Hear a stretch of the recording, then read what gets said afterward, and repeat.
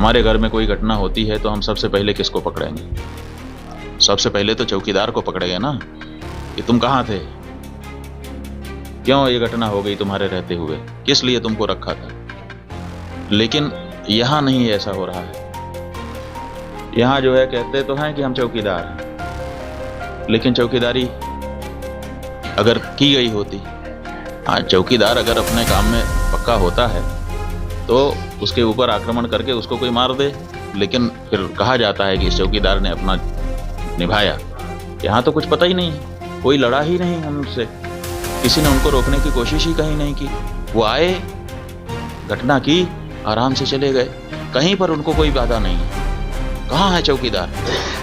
और चौकीदार के बारे में चर्चा ही नहीं हो रही है। अब कह रहे हैं हम उनको सबक सिखा देंगे, हम ये कर देंगे, हम वो कर देंगे। पाकिस्तान की धरती से आए थे। अरे भाई, पाकिस्तान की धरती से आए थे, इतनी जल्दी कैसे पता चल गया आपको? और अगर इतनी जल्दी आपको पता चल जाता है तो घटना के पहले क्यों नहीं पता चल गया? और दूसरी बात यह है कि अगर पाकिस्तान से आए तो पाकिस्तान के खिलाफ अच्छी तगड़ी कार्रवाई करिए। आप कह रहे हैं कि हम सिंधु नदी का जल रोक देंगे। आपके पास जल को रोकने या उसको डाइवर्ट करके अपने ही यहाँ अपने ही देश में रख लेने का कोई उपाय ही नहीं है। हमने विशेषज्ञों से पूछा कि अगर हम सिंधु नदी का जल पाकिस्तान में जाने से रोकना चाहते हैं तो हमारे पास क्या व्यवस्था है? उन्होंने कहा हमारे पास कोई व्यवस्था नहीं है।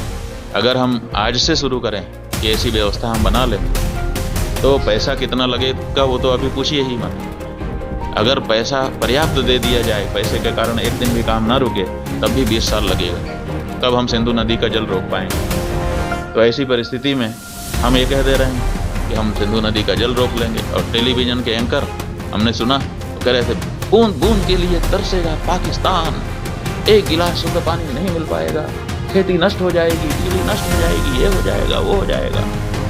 गजब बता रहे थे, ऐसा लग रहा था कि जैसे प्यास तो लग ही गई पाकिस्तान को। और इधर विशेषज्ञ बता रहे हैं कि हमारे पास पानी को रोक लेने का कोई उपाय ही नहीं है।